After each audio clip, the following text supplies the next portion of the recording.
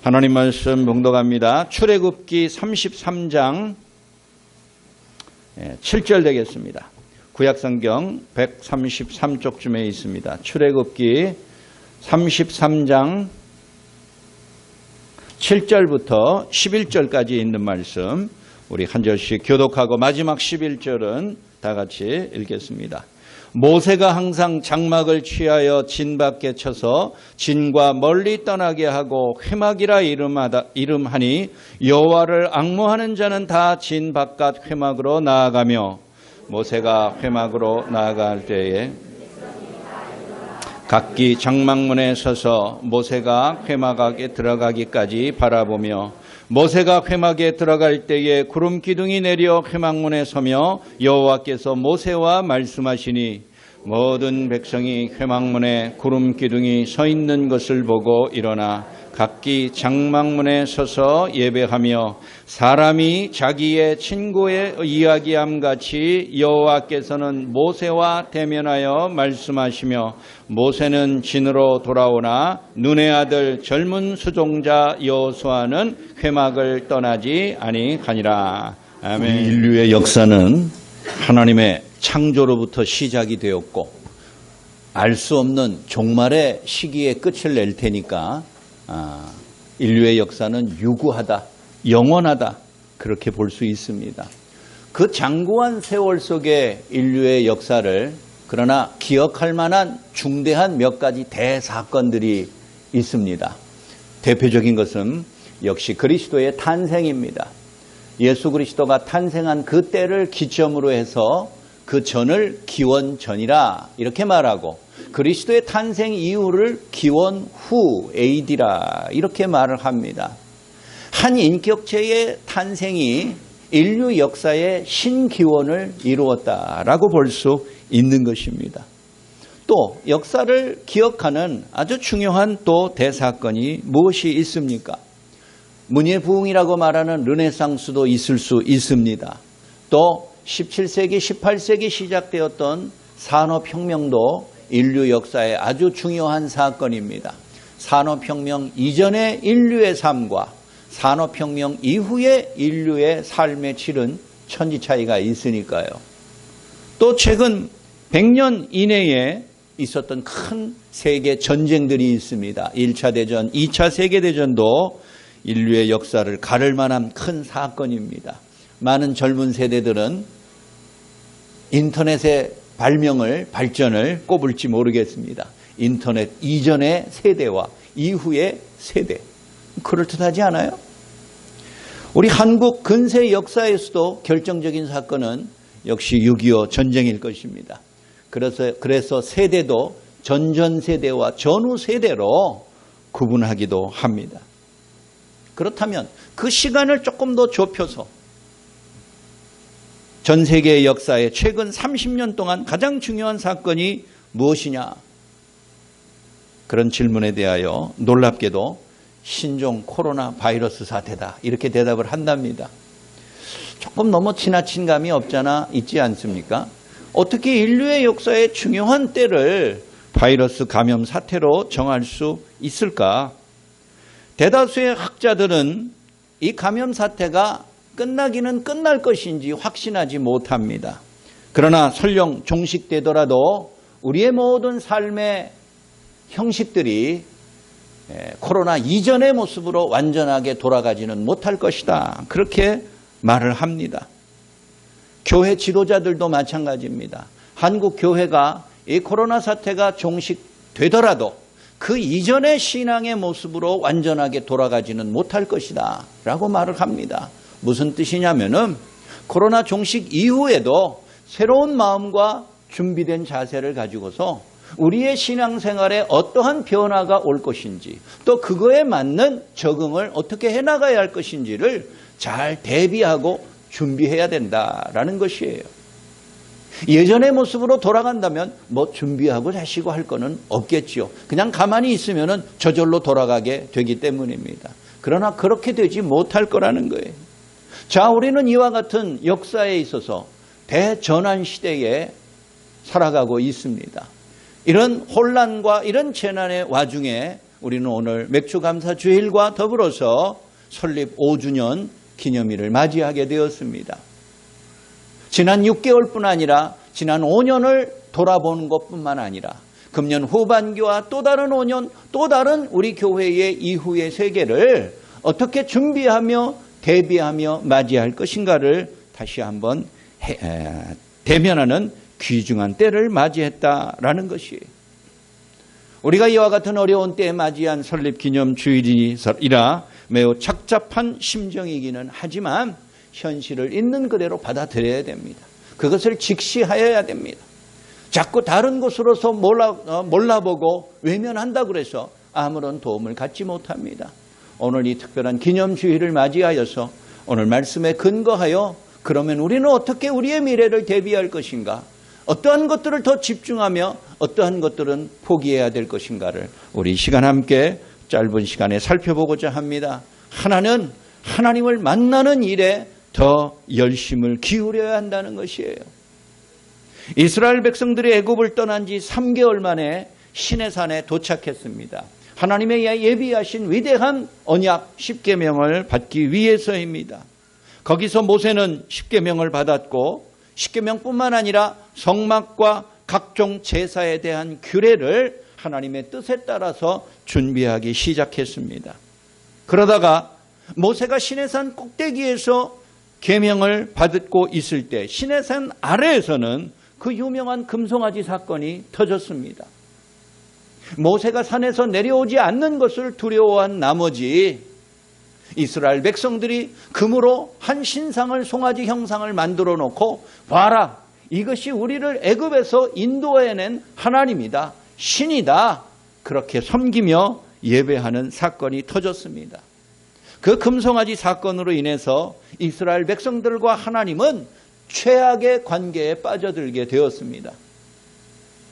출애굽기 32장 7절에 의하면 하나님은 모세에게 말하기를 이제 이스라엘 백성들은 내 백성, 하나님의 백성이 아니다라고 선언하시기까지 하셨어요. 그러면서 내 백성, 너 모세의 백성이니까 네가 백성들을 이끌고 가나안 땅으로 가든지 말든지 알아서 하라는 거예요. 하나님의 분노가 극에 달했음을 보여줍니다. 하나님은 모세에게 말씀할 때 바로 애굽의 왕 앞에도 나아가서도 내 백성, 하나님의 백성을 말하는 거예요. 내 백성을 놓아달라, 이렇게 말을 하였습니다. 이스라엘은 언제나 하나님의 백성이에요. 하나님과야 뗄래야 뗄 수 없는 관계에 있었던 백성이어서 하나님은 늘 기회 있을 때마다 이스라엘 백성들을 내 백성이다, 내 백성이다, 이렇게 말을 했어요. 그런데 그 금송아지 사건을 계기로 해서 하나님은 이스라엘을 더 이상 내 백성이라고 부르지 않아요. 네 백성이라는 거예요. 너 모세의 백성이니까 네가 가든지 말든지 알아서 하라는 거예요. 하나님의 인도 없이 어떻게 이 거친 광야를 거쳐서 약속의 땅 가나안에 들어갈 수 있단 말입니까? 모세로서는 정말 하늘이 무너지는 듯한 충격과 두려움을 겪었을 것입니다. 그래서 우리가 잘 아는 대로 모세의 그 위대한 기도가 나오게 된 것입니다. 하나님, 이 백성들을 내게 맡기지 마옵소서. 저들을 구원하시지 않으려면은 내 이름도 생명책에서 지워주옵소서. 그 유명한 기도가 그때 나온 것입니다. 모세는 시내산 안에서 벌어지는 금송아지 사건에 아무런 책임이 없습니다. 그 현장에 없었으니까요. 모세가 그렇게 시킨 것도 아니었으니까요. 그러니 모세는 그냥 가만히 있어도 되는 거예요. 그러나 모세의 이 중보자적인 기도, 자기를 희생해서라도 모두를 구원하고자 하는 그 위대한 기도를 우리는 예수 그리스도에게서 나중에 볼 수 있지 않습니까? 모세는 자기를 희생해서라도 백성을 구하여 약속의 땅으로 인도하고 싶었습니다. 그러나 하나님의 화는 쉽게 풀리지 않았습니다. 이스라엘 백성들이 두려워하고 슬퍼하였어요. 하나님 없는 광야의 생활이라는 것이 도저히 상상할 수 없는 두려움과 공포 속에 빠져 있었습니다. 백성들은 그 슬픔이 얼마나 컸는지 성경 말씀 보니까 자기들의 몸에서 장신구를 다 떼어냈다, 이렇게 표현하고 있습니다. 목걸이 제거하고요, 귀걸이 띄고요, 손에 낀 금가락지 빼고요, 자기 자신을 치장하고 아름답게 꾸미고 그거 보면서 즐거워하고 좋아했던 모든 것들을 다 그만해 두었다라는 뜻이에요. 자기 몸의 장신구를 다 떼어놨다는 것이 내가 이제 최악의 슬픔으로 빠져들었습니다. 내가 이만큼 나 자신을 자책하며 고통스럽게 여깁니다. 하나님. 그 이스라엘 백성들의 표현이었어요. 그래도 하나님은 화를 풀지 않으셨어요. 그만큼 이스라엘 백성들이 하나님을 버리고 금송아지를 숭배한 것이 큰 사건이에요. 모세가 얼마나 괴로웠겠어요. 하나님 없는 모세의 인도는 상상할 수 없는 일이에요. 모세의 희생적인 기도에 하나님은 약간 화를 풀기도 하셨지만 그렇다고 해서 하나님이 이스라엘 백성들을 다시 하나님의 백성으로 받아주신 것은 아닙니다. 하나님은 모세에게 말합니다. 모세가 자기를 희생하면서까지 애원하였던 기도에 대하여 하나님은 모세에게 네 백성을 데리고 광야를 가로질러 가나안으로 가라. 내가 너희들과 동행하지는 않겠지만 내 사자들을, 이제 하나님의 천사들이죠. 하나님이 천사들을 너희들과 함께 하겠다라는 약속을 하셨습니다. 고심 중이던 모세가 이 고통과 이 괴로움, 어찌 보면 가장 가나안에 들어가기 전에 맞이하였던 최악의 재난의 상태에서 모세는 한 가지 아이디어를 떠올렸습니다. 그건 뭐냐? 하나님을 만나는 거예요. 언제는 뭐 하나님을 안 만났나요? 그러나 하나님과 늘 함께한다고 자부하였던 이스라엘 백성이지만 실제로는 하나님과 함께하지 않았어요. 마음은 하나님과 함께하였는지 몰라도, 그들의 몸을 함께하였는지 몰라도 마음은 콩밭에가 있었어요. 이스라엘 백성들이 보여주었던 그 끔찍한 사건이 이해입니다. 그래서 고심 중이며 기도하였던 모세는 이스라엘 백성들이 진이 있습니다. 자기네들 텐트가 있을 거 아니에요. 장막이. 다 잠을 자려면 가족별로 다 텐트를 쳤겠죠. 그 광야에 끝없는 텐트가 있는데 그 텐트의 무리에서 조금 떨어진 곳에서 작은 텐트 하나를 쳤습니다. 그리고 그 텐트의 이름을 모세가 회막이라 이렇게 불렀습니다. 이 회막이라는 우리말이 조금 어렵기는 해요. 우리는 잘 사용하지 않는 단어예요. 근데 영어 단어를 보면 더 쉽습니다. 회막을 영어로 뭐라고 보냐? Tent of Meeting이라고 했어요. 미팅 알죠? 예? 젊은 사람들이 서로 맞선을 보던가 서로 재미있게 한번 만나보는 걸 미팅이라고 옛날에 그랬잖아요. 미팅이라는 것은 회합을 말하는 것이에요.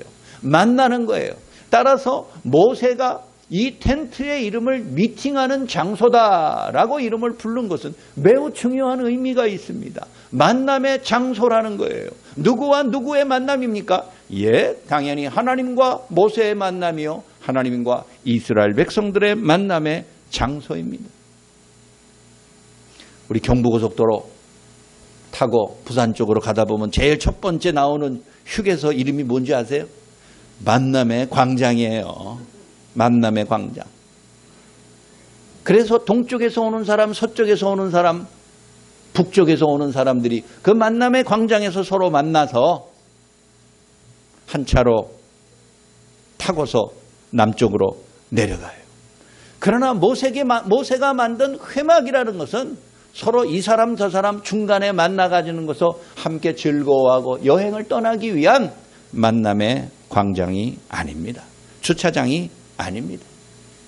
회막은 환난과 위기 속에서 이 고통과 절망과 근심을 그들 스스로 이겨나갈 수 있도록 하나님 앞에 자신을 헌신하는 장소예요.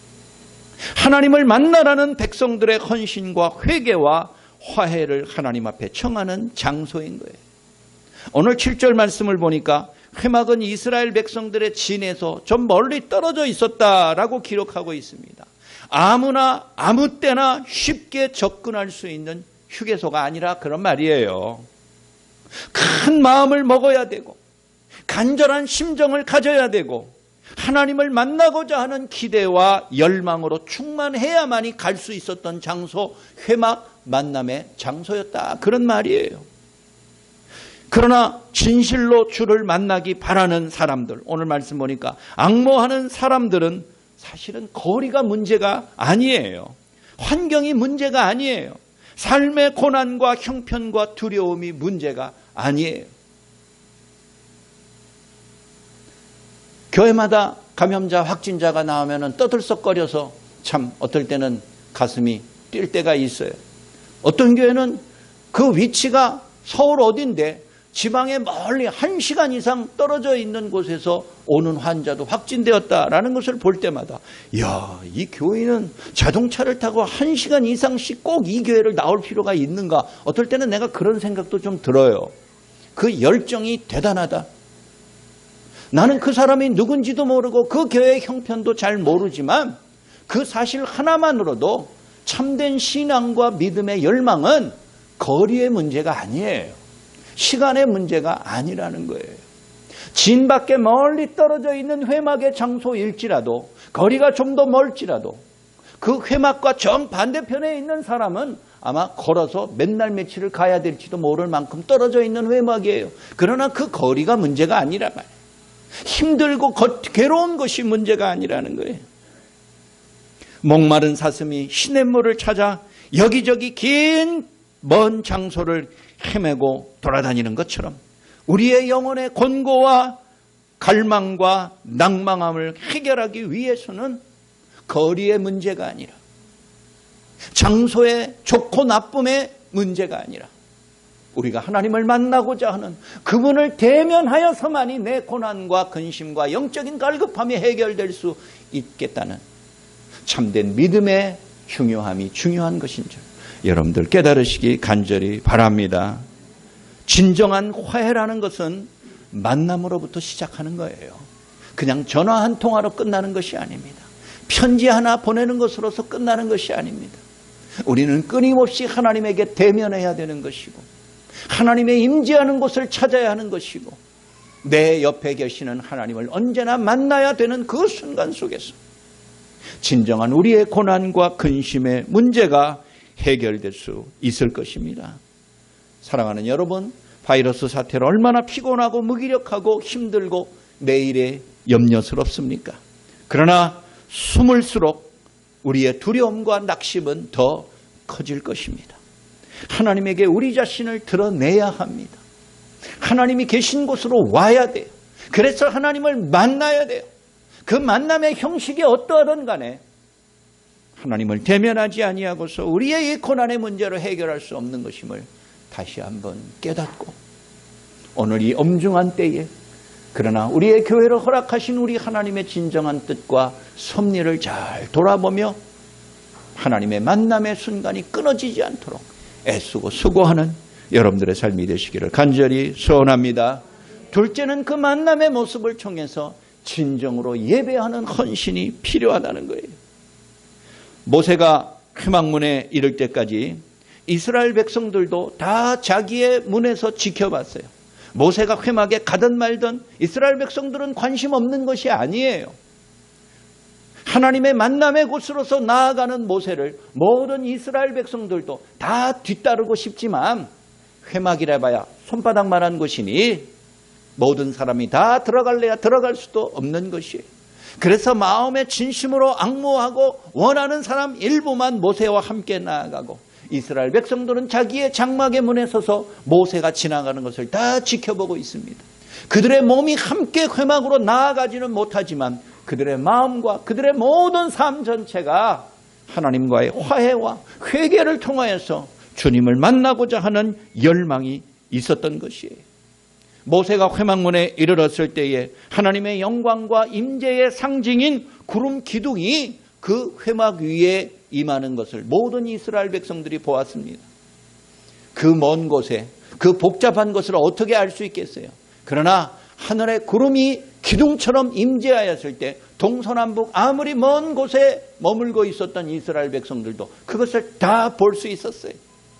그리고 그 구름 기둥이 머무는 곳에 모세가 회막에 도착하였구나. 모세가 있는 곳에 하나님이 임재하였다. 이스라엘 백성들도 다 그것을 보고 깨달을 수 있었던 것이에요.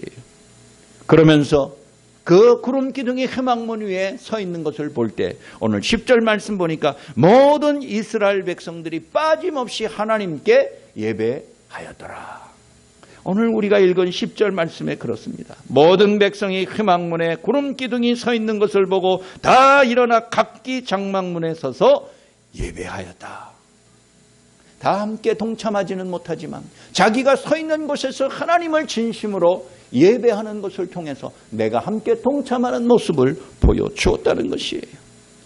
그들이 회막을 중심으로 하나같이 예배한 것은 사실상 이번이 처음이라고 할 수 있습니다.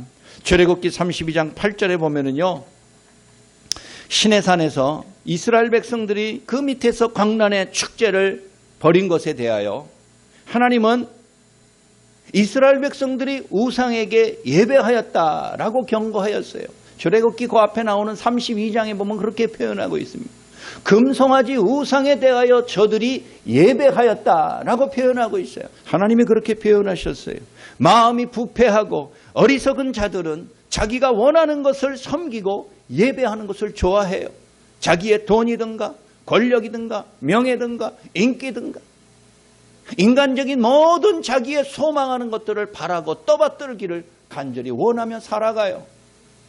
마치 그것을 자기가 소유한 주인처럼 행세하지만 사실은 그것을 섬기는 순간, 그것을 중시하는 순간, 하나님보다 더 필요하다고 인정하는 순간 우리는 그것들의 종과 노예가 되는 것이에요. 이스라엘 백성들이 금송아지에 무릎 꿇어 예배하고 숭배하는 순간 그들은 그 우상의 종이 된 것이에요. 노예가 된 것이나 마찬가지예요.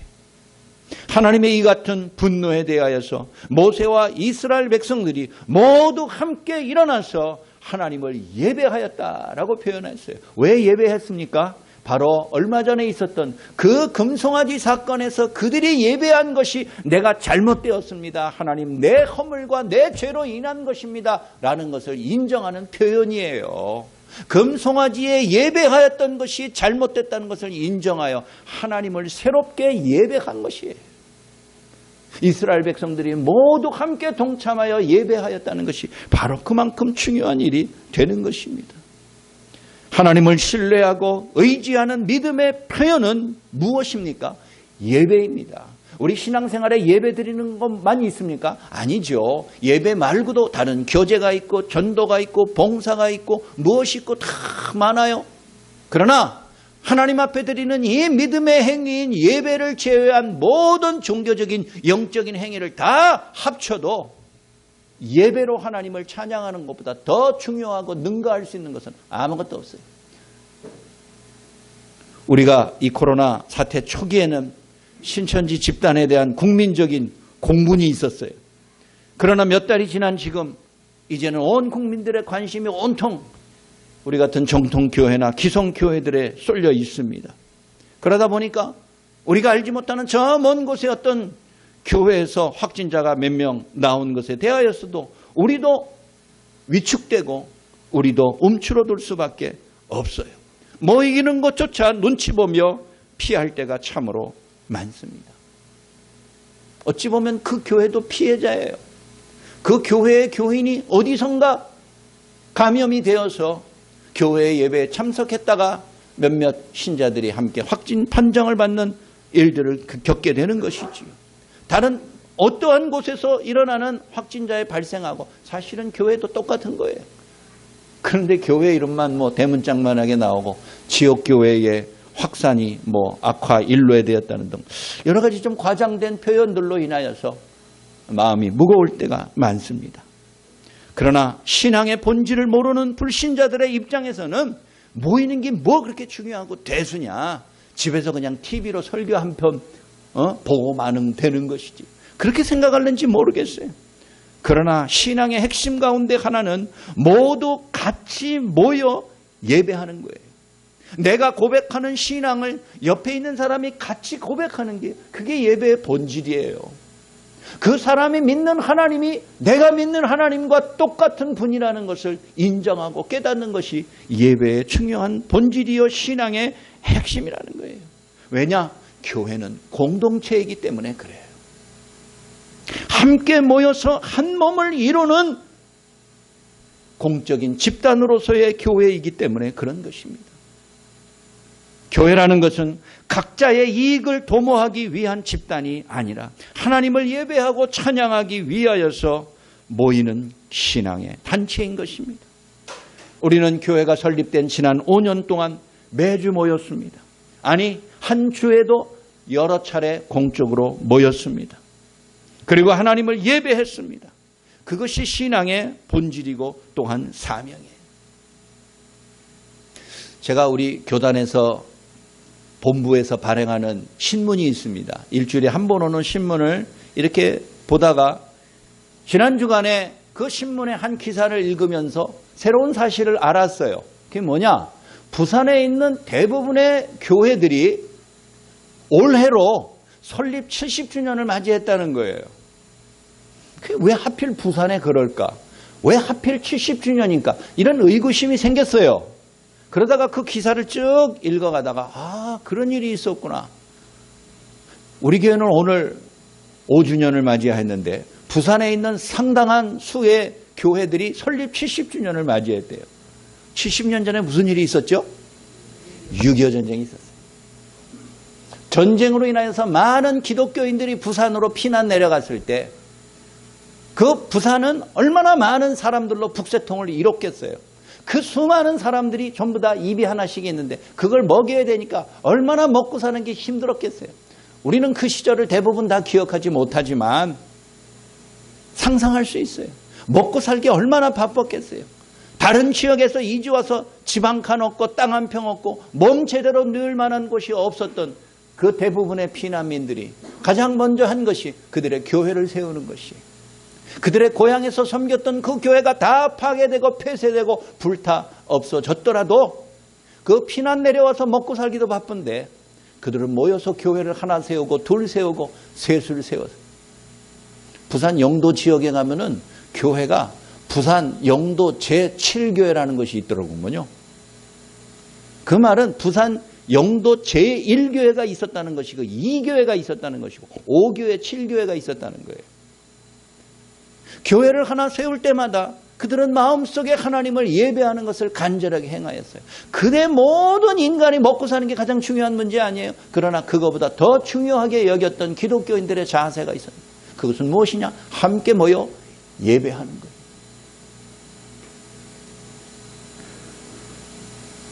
처음 겪는 감염병으로 인하여서 우리 새로운 교회도 새로운 도전에 직면해 있습니다. 물론 우리가 이렇게 모이는 현장 예배만 유일한 진짜 예배라고 말하는 것은 아닙니다. 우리가 함께 모이지 아니하여도 방송으로 드리는 예배도 예배입니다. 사람이 우리도 많아지면은 이 자리에 앉을 자리가 없으면 교회를 이전하든가 아니면 저 4층 TV 모니터 앞에서 방송 예배를 드릴 수밖에 없을 것입니다. 그것도 예배는 예배입니다. 온라인으로 드리는 라이브 중계도 예배는 예배일 것입니다. 그러나 함께 모이는 예배를 우리가 중시해야 돼요. 그 모임이 끊어지는 순간 우리는 홀로 하나님 앞에 예배드릴 기회조차 얻지 못하게 될 것이에요. 오늘 이스라엘 백성들이 그 환난과 두려움과 내일에 대한 근심이 얼마나 컸겠어요. 너희들끼리 알아서 잘해보라. 하나님이 그렇게 말씀하실 줄은 미처 몰랐어요. 물론 하나님의 본심은 아니었지만 이스라엘 백성들이 그들이 처해 있는 고난과 위기를 하나님으로 함께 이겨나갈 수밖에 없는 것을 깨닫기를 원하셨다는 것이에요. 오늘 세 번째 말씀을 드립니다. 이 환난의 때에 우리가 드리는 매일매일의 예배는 하나님과를 만나는 대면의 모습은 친구처럼 교제하는 시간인 걸 알아야 합니다. 모세가 회막에서 하나님을 만나는 것이 이스라엘 백성들의 입장에서 볼 땐 처음 보는 광경이었어요. 시내산 꼭대기에서는 모세 혼자 있었으니까 모세가 하나님과 대화하고 만나는 장면을 이스라엘 백성들 누구도 보지를 못하였을 것이에요. 백성들이 하나님과 대면한다는 것은 상상할 수 없는 일이에요. 창세기 32장 30절에 보면은 이스라엘 백성들은 하나님과 대면하는 순간 죽는 줄 알았어요. 그들은 숨죽이며 하나님과 모세 사이에 벌어지는 두 사람 사이의 교제와 대화와 예배가 어떻게 진행되는지 잘 지켜보고 주목하였어요. 그런데 오늘 11절 말씀 보니까 놀랍게도 하나님과 모세는 서로 간에 익숙한 친구인 것처럼 대화하며 예배하였다라고 기록하고 있어요. 친구처럼 대하였다. 하나님이 그 모세를 친구처럼 대하였다. 하나님을 예배하고 하나님을 만나기 위해서 찾아온 사람을 하나님은 친구처럼 대하였다. 여러분 그 광경을 한번 상상해 보세요. 하나님이 도대체 어떻게 했길래 모세를 친구라고 묘사했을까? 우리 가끔 나이 많은 사람들한테 좀 무례하게 굴면은 나이 많은 사람이 조금 연장자가 그런 소리 합니다. 내가 네 친구냐? 그러면 상대방이 당황하죠. 자기는 친구 이상으로서 그 사람과 친밀하게 관계가 형성됐다고 믿었고 또 그렇게 대했는데 그 상대가 갑자기 나는 네 친구가 아니다. 나는 너보다 연장자다. 내가 윗사람이다. 선배다. 그렇게 말하면 어떻게 되는지 아세요? 두 사람 사이의 관계는 끝장나는 거예요. 내가 네 친구가? 이렇게 말하는 거죠. 그런데 오늘 여기 보니까 하나님이 모세를 너는 내 친구다. 이렇게 여기신다는 거예요. 모세를 포함한 모든 인간은 피조물일 뿐입니다. 누구도 하나님과 동등한 자격과 권한을 갖추지 못했습니다. 그래서 하나님과 대면할 때는 언제나 피조물이 창조주 앞에 무릎 꿇는 경배가 필요해요. 그래서 주인이신 창조주 하나님은 종과 같은 피조물과 같은 모세와 이스라엘 백성들에게 지시하고 명령하는 거예요. 이스라엘 백성들은 그것을 그냥 귀담아 듣기만 하고 마음에 안 들어도 복종해야 될 그런 위치에 있었어요. 그런 관계예요. 그러나 오늘 11절 말씀이 하나님을 예배하러 온 모세에게 하나님은 그를 친구처럼 대하였다. 종과 하인처럼 대한 것이 아니라 피조물처럼 대한 것이 아니라 왕이 신하를 대하듯이 명령하고 하찮게 여긴 것이 아니라라는 것입니다. 여러분, 예배란 그런 것이에요. 하나님은 영적인 존재이시니 얼굴이 없어요. 그분과 대면할 일은 없어요. 보이는 형상이 없어요. 그러나 예배라는 공적 행위를 통해서 믿음의 교제와 교통이 이루어지는 거룩한 관계로 변하는 것입니다. 우리가 하나님을 예배하러 나오지 아니할 때는 우리는 하나님이 그냥 창조주의 우리의 주인처럼 여겨져요. 가까이 할 수 없는, 범접할 수 없는 위대한 높은 분으로만 여기고 우리는 고개조차 들지 못하는 분으로 우리 스스로를 여기는지 몰라요. 그러나 하나님이 우리를 부르는 순간, 우리가 하나님께 대면하여 하나님을 예배하러 나오는 순간 하나님은 우리를 친구처럼 여기십니다. 우리를 그의 자녀처럼 간주해 주십니다. 그것이 예배가 우리에게 주는 진정한 감격과 능력과 은혜가 아니겠습니까? 모든 이스라엘 백성들이 이것을 전부 보았고 함께 깨달았던 것처럼 우리도 이 시간 하나님 앞에 예배하는 시간 분명하게 알고 그 위대한 하나님과의 새로운 관계, 우리를 친구로 여겨주시고 우리를 자녀로 인정해 주시는 위대한 하나님의 사랑과 용납해 주신 은혜를 우리 이 시간 함께 다 누리며 기뻐하는 귀한 시간 되기를 간절히 바랍니다. 하나님은 설교를 통하여 우리에게 말씀하시고 예배드리는 우리들은 찬양과 기도를 통하여 그 말씀에 응답하는 것입니다. 그냥 하나님이 일방적으로 우리들에게만 말하는 것이 아니라 우리도 하나님에게 말하는 것입니다. 무엇으로? 찬송과 기도를 통하여서. 이것이 진정한 교제요, 진정한 교통인 것입니다. 오늘 맥주 감사절과 설립 5주년을 기념하는 예배에 참석한 우리들, 이와 같은 주님의 임재를 깨닫고 내 옆에 지엄하신 왕과 주인으로서만 존재하는 분이 아니라 내 친구처럼 격이 없이 내 허물과 부끄러움과 잘못에도 불구하고 그분 앞에 나아가고자 하는 참된 믿음으로 주님 앞에 나설 때 하나님은 우리를 진정한 친구로 받으시고 우리에게 친밀한 교제의 기쁨이 무엇인지를 우리에게 주시고 은혜를 베풀어 주실 줄 믿는 것입니다. 오늘 말씀을 마칩니다. 우리는 오늘 어려운 시기에 설립 5주년을 맞이하였습니다. 그리고 지난 5년을 기억하고 생각하여 이 시간 감사하며 다짐하는 시간입니다. 지난 5년이라는 짧은 세월 동안 우리는 많은 아픔을 겪었지만 하나님은 이 시험의 풍파 속에서도 우리를 침몰하지 않고 굳건하게 지키셨습니다. 다시 한번 지난 5년을 돌아보며 감사하고 금년 6개월을 돌아보며 하나님을 찬송하는 귀한 시간 되기를 바랍니다. 우리 모두는 여전히 하나님의 은혜 가운데 있지만 우리는 바이러스라는 경랑의 한복판에 있기도 합니다. 혼자라면 포기하고 주저앉을 수 있지만 우리에게는 공동체로서의 교회가 있는 것입니다. 하나님은 교회를 통하여 신자들에게 은혜를 주신다는 것을 여러분들 잊지 마시고, 우리의 교회가 큰 대형 교회에 비교해서는 보잘것없기는 하지만 우리 옆에 있는 사람 한 사람이 가장 소중한 존재예요. 하나님이 기뻐하실 만한 믿음의 자녀인 것으로 인정하고 간주하여서 서로의 힘과 우애와 믿음의 교통을 통해서 하나님을 영화롭게 하는, 하나님이 이 시대에 꼭 필요로 하고 자랑하고 기뻐할 만한 믿음의 복된 교회로 거듭 태어나는 우리의 미래가 되기를 주의 이름으로 간절히 축원합니다.